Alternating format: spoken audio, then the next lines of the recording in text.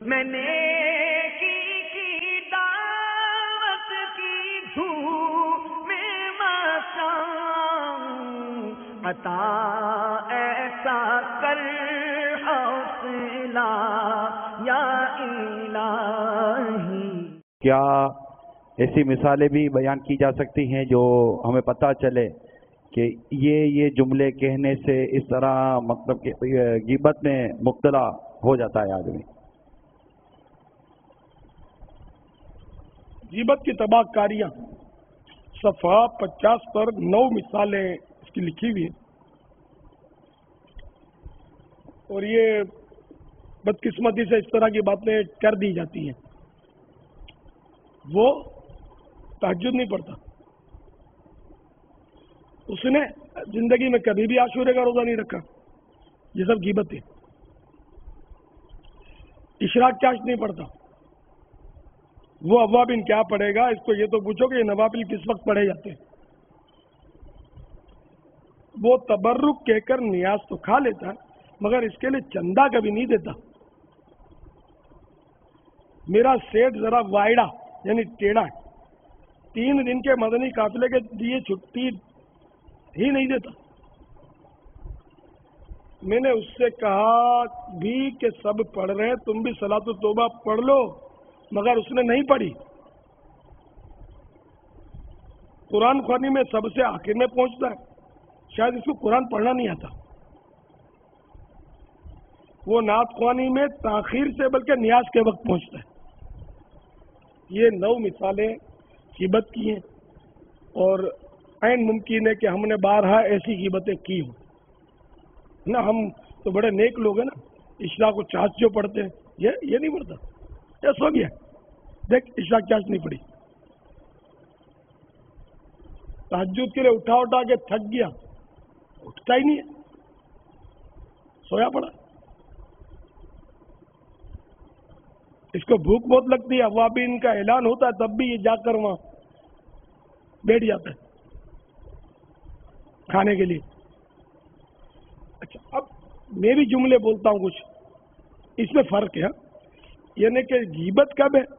جب کسی معین و معلوم شخص کی ہو، جیسے ایک لیٹا ہوا اس کو بولا کہ اس کو میں نے بہت اٹھایا مگر یہ تہجد کے لیے نہیں اٹھا، ایک تو یہ بات ہے۔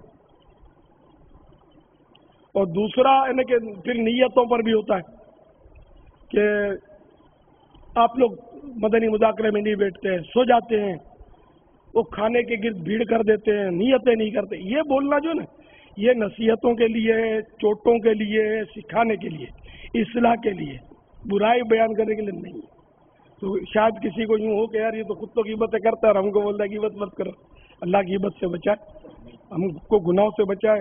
میں تو خوش فہمی کی وجہ سے کہتا ہوں کہ آپ بہت مجھ سے محبت کرتے ہیں کہ میں اگر آپ کو 1-2 ہاتھ بھی رکھ دوں گا تو شاید آپ برا نہیں مانیں گے۔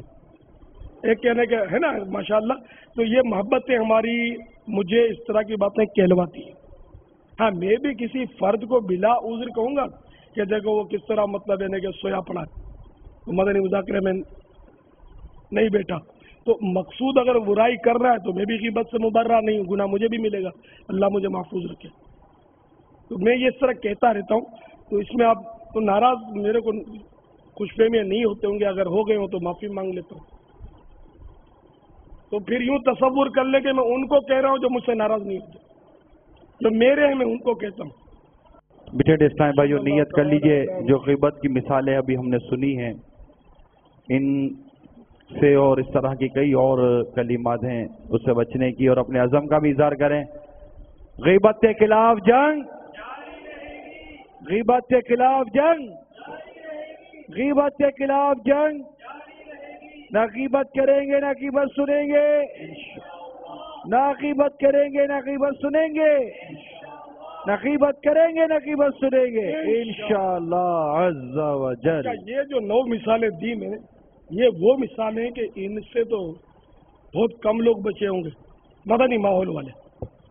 ہاں، اپنے اسلامی بھائیوں میں ایسا لگتا ہے کہ یہ غیبتیں شاید ہوئی ہوں گی، تو یہ نہیں بتایا کہ بھائی میں نے کی تھی میں توبہ کرتا ہوں، وہ بولے میں نے کی تھی میں توبہ کرتا ہوں، ہم سب توبہ کر لیتے ہیں، ٹھیک ہے نا، تاکہ جس نے کی ہو تو اس کا بھی پردہ رہے، اور نہ کی ہو تب بھی توبہ کرنے میں کوئی گناہ نہیں ہے۔ میں نے کی دعوت کی دھوم میں مچاؤں، عطا ایسا کر حوصلہ یا الہی